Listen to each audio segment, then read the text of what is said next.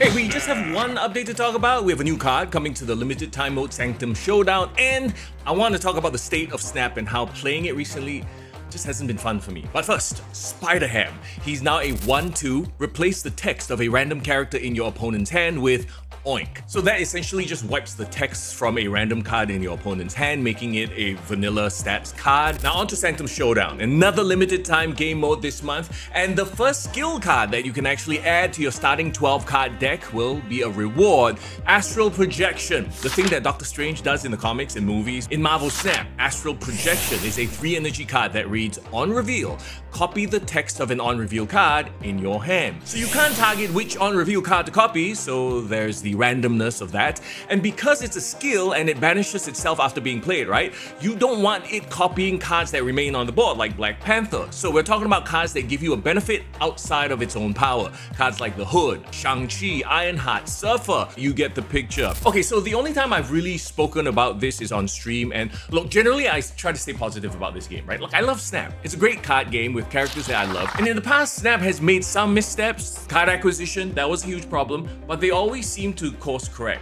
This time around, with High Voltage Overdrive and the insane amount that Kid Omega costs, the subsequent response to the backlash, like, oh, we're sorry we didn't communicate this better. Sorry we didn't tell you you'd be grinding for a discount. Basically, instead of, oh, we made a mistake with the costing of this card, huge red flags. And I don't usually talk about the data mines, but next season's Season Pass track actually has a card in the Premium Plus version. So yeah, if you pay more, you get access to that card. It's like for every step forward they take 4 steps back. They make card acquisition easier. Boom, this season, here's 13 new cards. And I hate saying this, but playing this season, especially this week, just hasn't felt fun.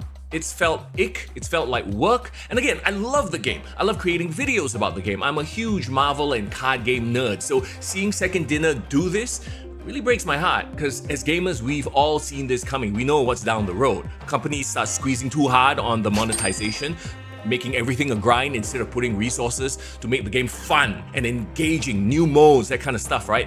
That's kind of the beginning of the end. I get that the Marvel IP is expensive, and we know that Second Dinner is already working on other games, and this is pure speculation. What if? The end game was to build a company reputation by creating a successful mobile game with the Marvel IP, and then create your own IP later so that you can really cash in on that with the reputation of a successful game like Marvel Snap in your portfolio. Does this mean I'll stop playing Snap? No. At its core, it's still a really good game, and it's not going to be going anywhere anytime soon. But the next few months or the next year, seeing what they do is going to be very telling in their strategy, and I'm kind of worried.